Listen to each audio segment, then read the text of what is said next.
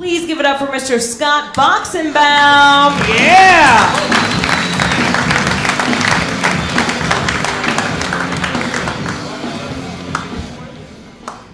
Give it up for your host, guys. David, is it really your birthday? Nope. My man. How you guys doing tonight?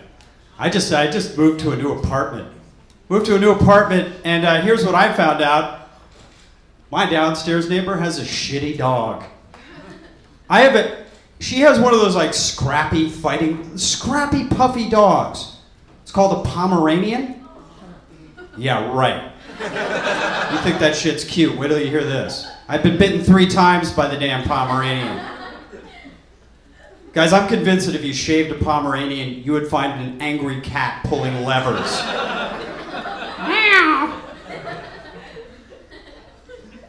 I just had my 2-year anniversary with my girlfriend. Nothing? Okay.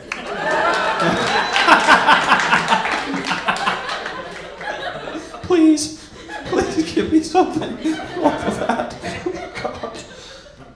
I had my 2-year anniversary with my girlfriend, and there's a lot of reasons why it's healthy for me to be in a relationship. I knew before I met her that this was the girl for me, A, and B, I needed to stop being single. And I had evidence of this. I opened up my desk drawer one day, and I'm not kidding you, I found like about 80 phone numbers from girls, okay, written on those bar napkins and matchbooks. Like, I had a number so fucking old it didn't even have a prefix or an area code. It just said Edison 2255. I'd have those hard up days, you know, like, because most of those numbers would be fake, because girls don't want to be mean to you. She is giggling because she's given out a lot of fake numbers. Most girls don't want to be mean to you, right? They don't want to say no, so they do that passive-aggressive thing. They give you the fake number. But here's how hard up I would get sometimes. I would call those fake numbers sometimes, because I would get nostalgic with the sound of a Mexican man who didn't know who the fuck I was. I'll tell you what's even more deflating than getting a fake number is when you meet a girl at a party or a bar and you hit it off so well that you make plans. And then you call to confirm those plans. And what does she do? She weasels out with some weird excuse. Like this girl, she was like, oh, I can't go hiking with you, Scott, because I have to build a house for Habitat for Humanity. I'm like, I love volunteering. I'll come with. She's like, no, I think I'm going to build this one by myself. I would prefer that you be truthful with me. Like the girl who told me that she couldn't go out with me on a Friday night to have a drink because her schedule was full of another man's penis.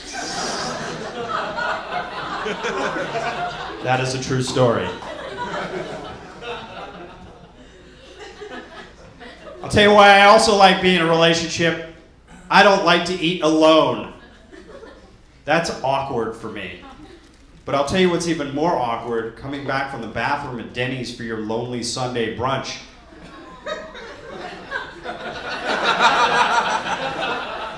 Only to find a homeless man digging into your Grand Slam breakfast.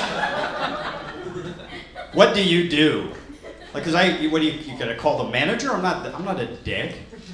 You give the guy a knife and fork because he's making a fucking hobo pancake sandwich.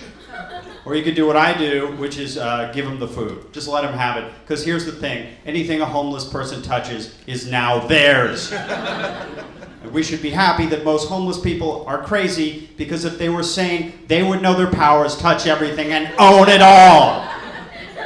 They'd own your money, they'd own the food. Touch, are these your kids?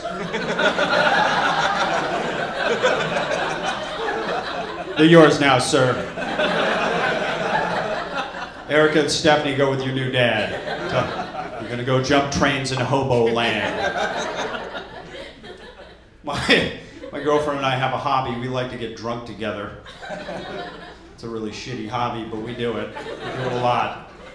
I have to be really careful what I say to my girlfriend when she's drunk, because she comes back at me with things that she would never say when she's sober, right? You're just the censor button's off. My girlfriend is 5'11", blonde, and we got drunk one night, and she literally tripped over a crack on the sidewalk and fell on her face. And I come in with like, nice move, Blondie, nice move. This is what she comes back with. She gets up, dusts herself off, and whips around, and she goes, "Your cats don't love you. They just tolerate you." Any guys into punk rock in the audience? Yep. A couple people in the back, right? I grew up in the late 80s, mid 80s, early 90s. Okay, I'm old. All right, I'll admit that to you. I was a total punk rock fanatic. Here's the problem, I was also a preppy. Not a good combination. I worked at a preppy clothing store. One day, my friend's calling me up. He's like, "Hey man, there's a Black Flag Dead Kennedy show. It's a free all ages show. You gotta come down, you gotta take the bus down." Here's the problem, I was not dressed for the occasion, okay? We had a big gay manager who loved theme dress-up days. The theme that day, Southern Gentlemen. So I show up to a Black Flag Dead Kennedy show in a pink striped seersucker suit with a yellow bow tie. I couldn't have looked less punk rock if I'd had a mint julep in one hand and a cock in the other. For some reason, I thought it might be more punk rock to jump into the slam pit with my bow tie on. It was not. I did get called all kinds of cool names, though. Pecan Daddy, Truman Capote Jr., Little Matlock, and my personal all-time favorite insult, ice cream faggot.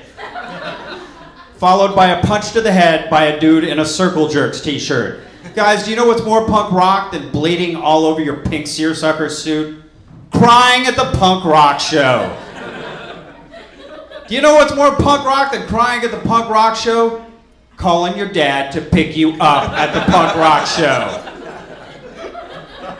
My dad shows up in a fucking Honda Odyssey, right? The family parks in front of the punk rock venue. It's like for maximum shame and embarrassment. Takes one look at me in my bloody seersucker suit. He's like, "Would you get in a fist fight with the good humor man? Ice cream faggot." All right, that's my time, guys. I love you all.